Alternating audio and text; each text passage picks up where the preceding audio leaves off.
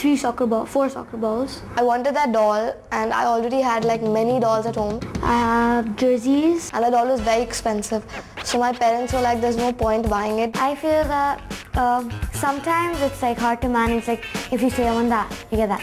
I want that, you get that. First thing that comes, I have to have that jersey. I have to have something. I wanted a laptop. I want to buy a new laptop. I demanded for a laptop from my mom. My parents didn't get it for me, so my mom said maybe later. Ashish, lovely to have you here as a dad. Tell me something, would you agree that today's kids, our brats included, are far more materially inclined than say we were? Yeah, I completely agree with you. I think there are a few sort of reasons for that. Of course, the simple logic being that from generation to generation one's doing better, and therefore you're trying to indulge your children a little more. But also I think, given today's dynamics, the kind of the exposure that these kids have, whether it's the travel or it's the internet or it's peers in school and magazines, this access to information that they have, with the result that before you know about something material, they know about it. What is your philosophy as a father? Do you think it's all right to indulge? Well, I don't think there can be sort of rules around that. What we're at least trying to do with our children is to make sure that have it merit driven, almost you'll get this provided this has happened.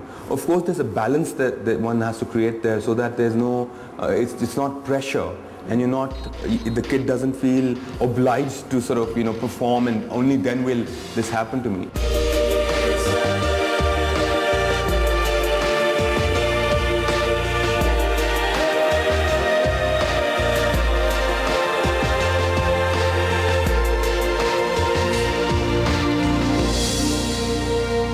My son came the other day and said, I want a particular brand water bottle. And it struck me, water bottle is a water bottle. What do you do? But you do have these advertisers there gunning for these children, trying to sell their wares. Last year my son wanted a television, and for his room, and when we were out shopping, he didn't want a particular sort of television that I wanted to buy him, primarily because that brand was a sponsor of another team.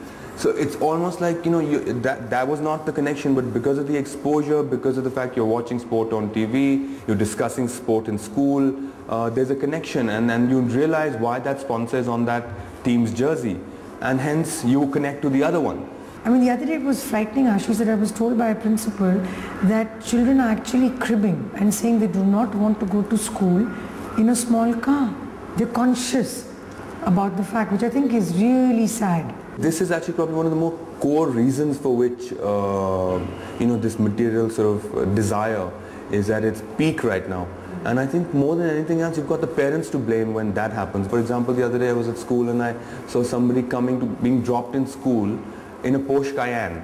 So now I don't think, as a 6-year-old perhaps, I would also end up thinking, why can't I have that? So I think perhaps schools need to be a little more strict about situations like this. I think that way the school bus thought is probably the best thing ever, which is also true for uniform. And also the other thing we've personally been using is to sort of show him, telling him about what others don't have, and how lucky you are having what you do have rather than looking at what you don't have.